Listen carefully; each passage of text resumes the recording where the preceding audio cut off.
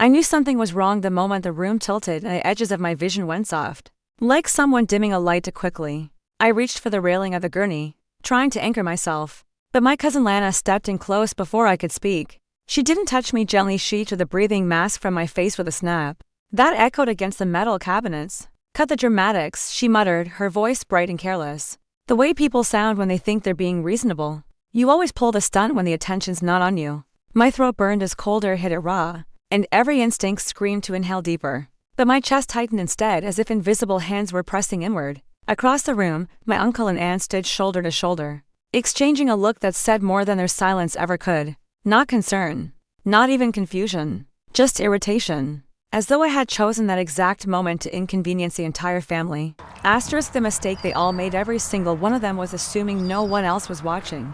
They didn't notice the quiet figure standing near the curtain partition, arms folded, eyes sharp behind rectangular glasses.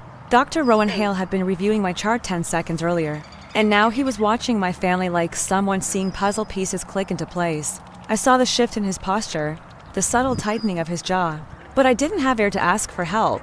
My lungs fluttered uselessly, my breaths coming in short, shallow gasps that scraped like sandpaper. It wasn't until hours later, after the emergency meds settled my spiraling airway and the world straightened itself, that I realized what his presence meant. Asterisk 2 weeks after that suffocating morning, my grandfather's estate attorney would read his will in a room full of polished wood and strained smiles. Family members, who rarely called, would show up wearing expensive grief and overly bright sympathy. But none of them, not Lana, not my aunt. Not a single person who dismissed my pain knew what was coming. They did not know Dr. Hale had documented every detail of the hospital room. They did not know he would speak. And they did not know that 6 devastating words would be enough to shatter the story they'd all crafted about who I was. And what I deserved. Asterisk before I take you any further, I want to know where you're listening from. Not out of curiosity, but because my story has taught me that there's an entire world of people who've been told their voice is too much, their needs inconvenient, their suffering exaggerated. If you've ever had to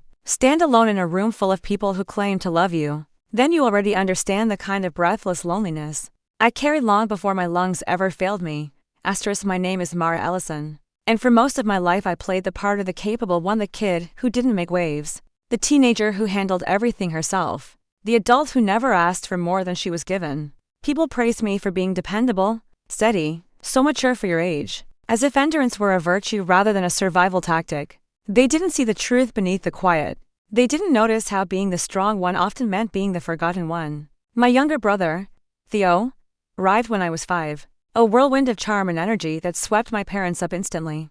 He wasn't spoiled, not exactly. He was simply adored in a way that left little space for anyone else. When he wanted something, schedule shifted. When he had an opinion, it was treated as gospel. And when I needed help, Mara's tough, they'd say. She doesn't need hand-holding. Asterisk, but someone did see me, someone who never bought into the family mythology about who mattered more. My grandfather, Sawyer Ellison, was the only person in my childhood who looked past my practice smiles and noticed the exhaustion behind them. He had this way of observing people like they were constellations, patterns only he could read. When I was 11, on the day my parents missed the school science fair because Theo had a soccer tryout, I found myself sitting on the back steps of Grandpa's workshop, blinking hard to keep tears from spilling. Grandpa didn't lecture me or try to stretch silver linings across the moment. He simply sat beside me, handed me a small carving knife and a block of cedar, and said, "Some people shine loud, some shine quiet.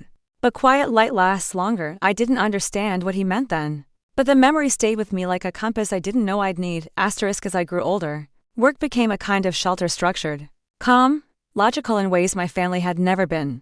I built a career in public health administration, kept my world small, my apartment tidy, my air filters running at full speed because my lungs had always required more help than anyone acknowledged. Distance became easier than confrontation. Silence became safer than disappointment. Then Grandpa passed away, and somehow no one thought to tell me he'd been ill. They delivered the news in a casual phone call 2 days after the funeral arrangements were already made, as if grief were something cleaner when handed out late. Asterisk the morning of the service felt surreal, like stepping into a room where everyone had rehearsed for a scene I didn't know I'd been cast in. Relatives whispered condolences with choreographed solemnity. Theo, of course, sat in the front pew, receiving affectionate squeezes on the shoulder, while claiming he'd been at Grandpa's side every single day, even though I later learned he hadn't visited more than twice. My mother, eyes puffy in a way that felt almost performative, leaned over to the nearest cousin and said loudly, "Theo was such a blessing to Dad at the end." The words sank like stones, heavy not because they were untrue, but because of what they excluded. No one mentioned that I hadn't been told Grandpa was fading. No one acknowledged that I might have wanted to say goodbye to later. Slipping away from the crowd, I found myself in a coat alcove that smelled faintly of cedar and dust. I just wanted to breathe for a moment. Instead, I found Theo blocking the exit, his expression cool, calculating in a way I hadn't seen before. "Just so you know," he murmured, "Grandpa left most things to me." Makes sense, right? I was the one around. The smug tilt of his mouth didn't hurt because I wanted anything from the estate I didn't. It hurt because entitlement always sharpens itself on someone else's quiet, and I had been quiet for far too long. By the time I got back to my apartment that night, the cold air of early winter clung to my skin like a warning. I tried to convince myself that the tightness in my chest was just tension grief mixed with exhaustion and the stale heating system that always acted up in December. But around 1:40 a.m., I woke with a jolt, every breath hitching halfway as if my lungs had forgotten how to open. The room spun. A shrill ringing filled my ears, though I realized later it was only my own pulse pounding against the inside of my skull. I fumbled for my phone, barely able to read the numbers through the blur, and croaked out enough for emergency services to locate me. After that, everything dissolved into fragments, flashing red lights bouncing off the walls of my hallway, the sharp chemical smell of antiseptic, the rushing sound of gurney wheels over tile. When I came to in a hospital bed, there was a stiff ache in my ribs from how violently I'd fought for air. I expected at least a glimmer of concern from my parents when they walked in. Maybe a hand squeeze from my mother, a nervous joke from my father, anything human. But instead, they stood at the foot of the bed like they had somewhere else to be. "Mara," my mom said, exasperation seeping through the syllables, "you always pick the worst timing. We have the estate meeting this week. Your father had to rearrange everything." My father sighed in agreement, adjusting his watch like the whole situation was running behind schedule. Theo was with them, arms crossed, his expression the exact mix of boredom and annoyance he reserved for inconveniences, like traffic jams or long lines. "She's fine," he said, not even looking at me. "She exaggerates when she's stressed." Something in me cracked, not loudly, not visibly, but deep enough to send a ripple through the version of myself that always swallowed the hurt. I couldn't speak up. The mask over my face kept me tethered between panic and stability. But my silence wasn't the same kind it used to be. This one didn't come from fear. It came from recognition.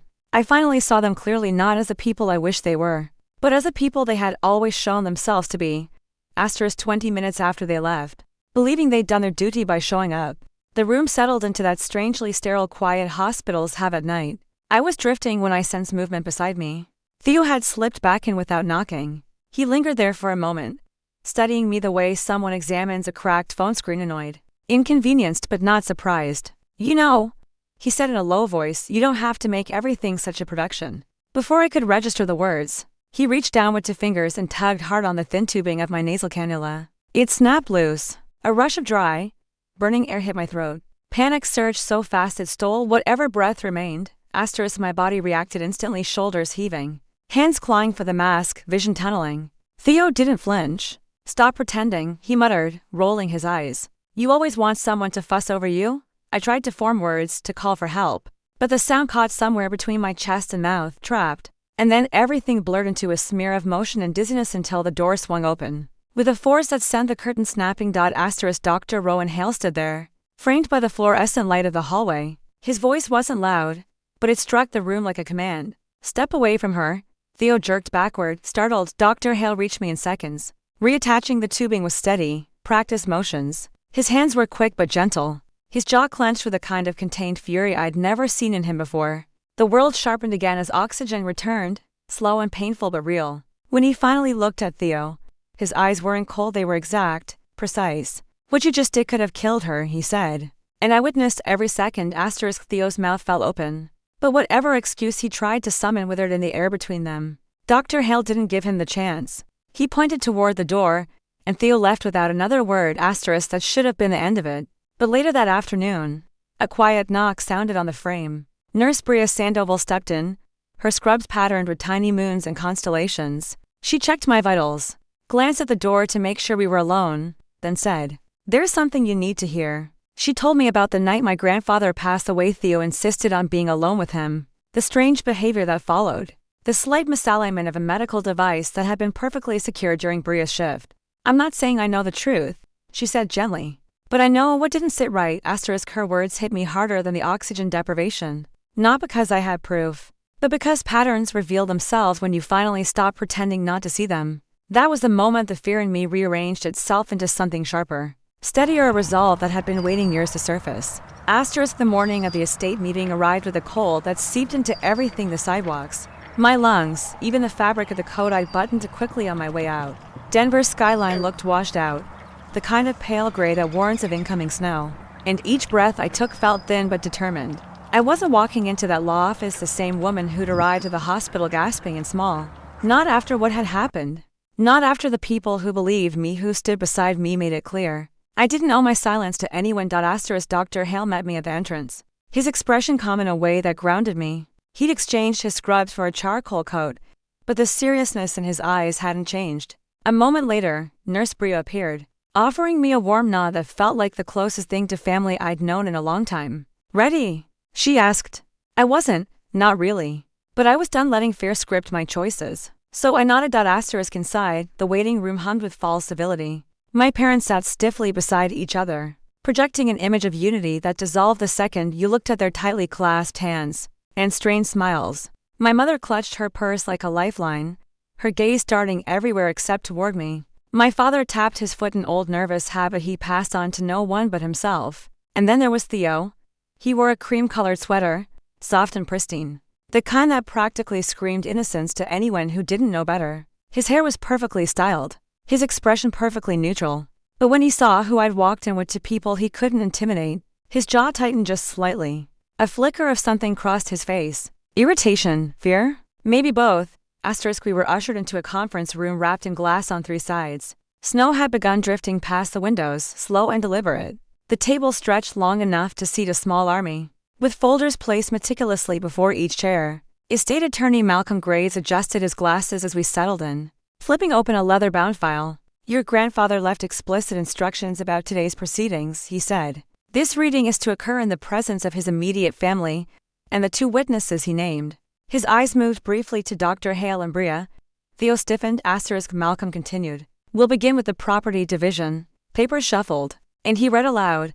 "The primary residence in Golden Valley will be divided equally between Elise, Daniel, and Mara Ellison." My mother blinked in confusion. My father's foot stopped tapping.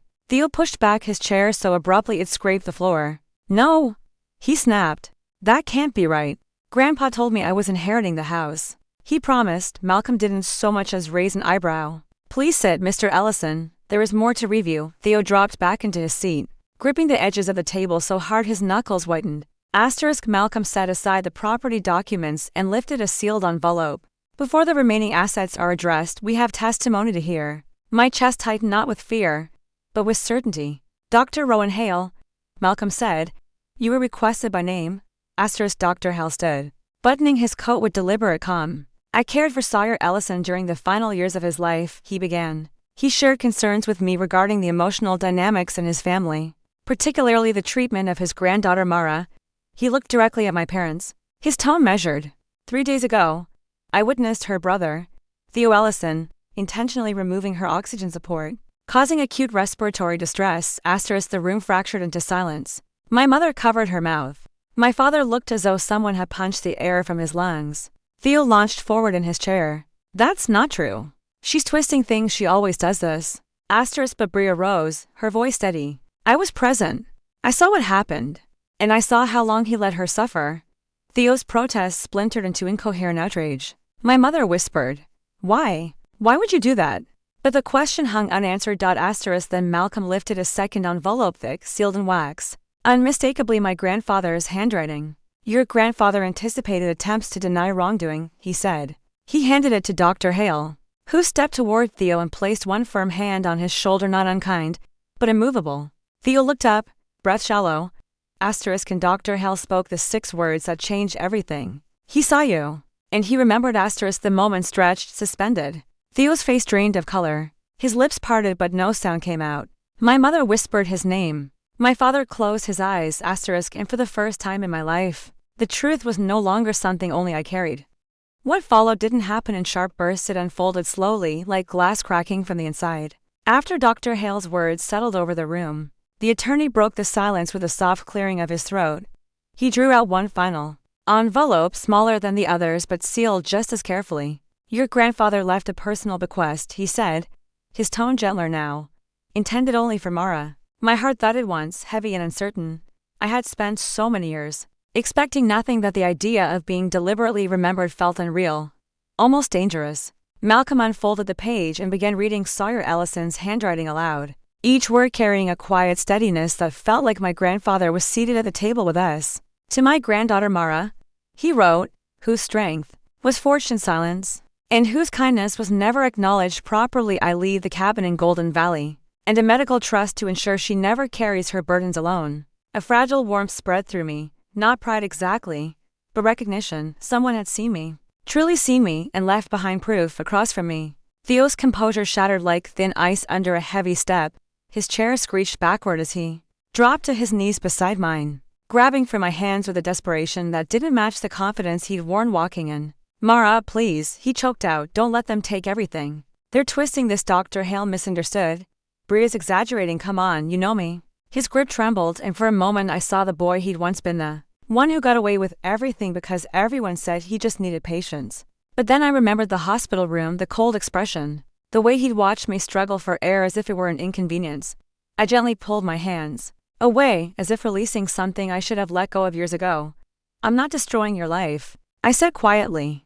"No one here is. You made choices that finally have consequences." Hope flickered behind his eyes when I added, "I'm not pressing legal charges." But before he could latch onto the relief, I finished, "But from this moment on, you don't get access to mine." His face broke, disbelief shadowed with indignation. "You can't mean that," he whispered.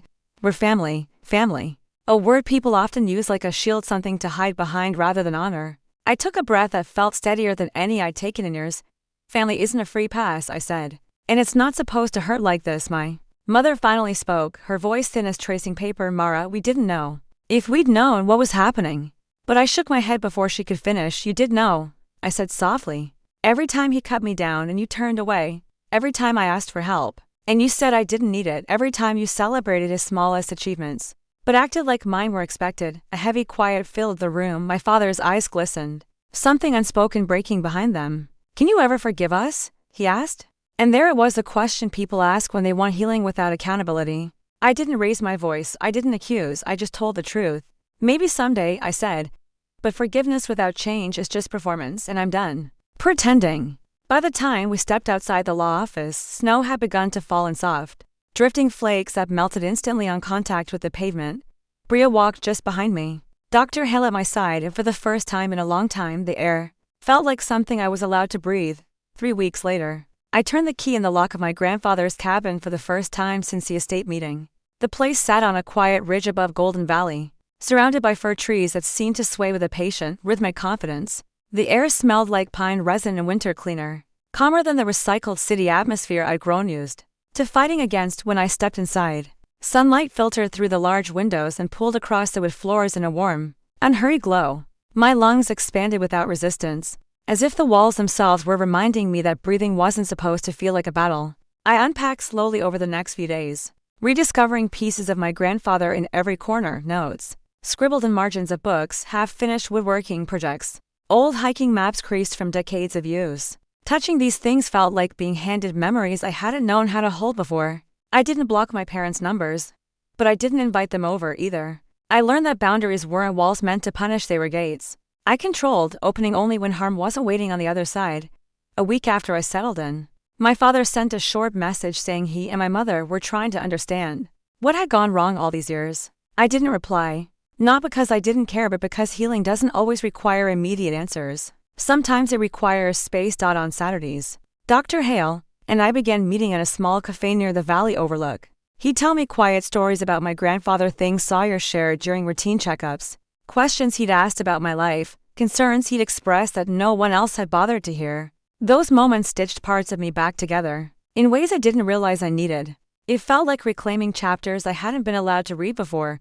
Some afternoons, Bria called just to check in, her voice warm and steady. She told me a journalist from a national wellness magazine had reached out, wanting to talk not for sensationalism, but for a piece on people who grew up unseen and learned to rewrite their own narratives. I hesitated, unsure whether speaking publicly would feel empowering or exhausting. But then I thought about all the nights I'd wish someone understood what silent endurance cost. And I said yes. The cabin grew quieter as winter deepened, but somehow it didn't feel lonely. Loneliness, I realized, wasn't about being alone, it was about being surrounded by people who didn't want to understand. You up on that ridge, with the wind humming softly through the trees, I finally understood what my grandfather meant when he used to tap my shoulder and say, "Your light will find its place." It wasn't about inheritance or vindication.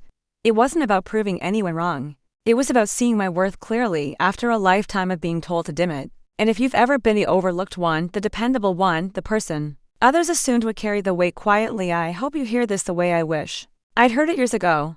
You deserve better than silence. And you're allowed to build a life where you breathe freely.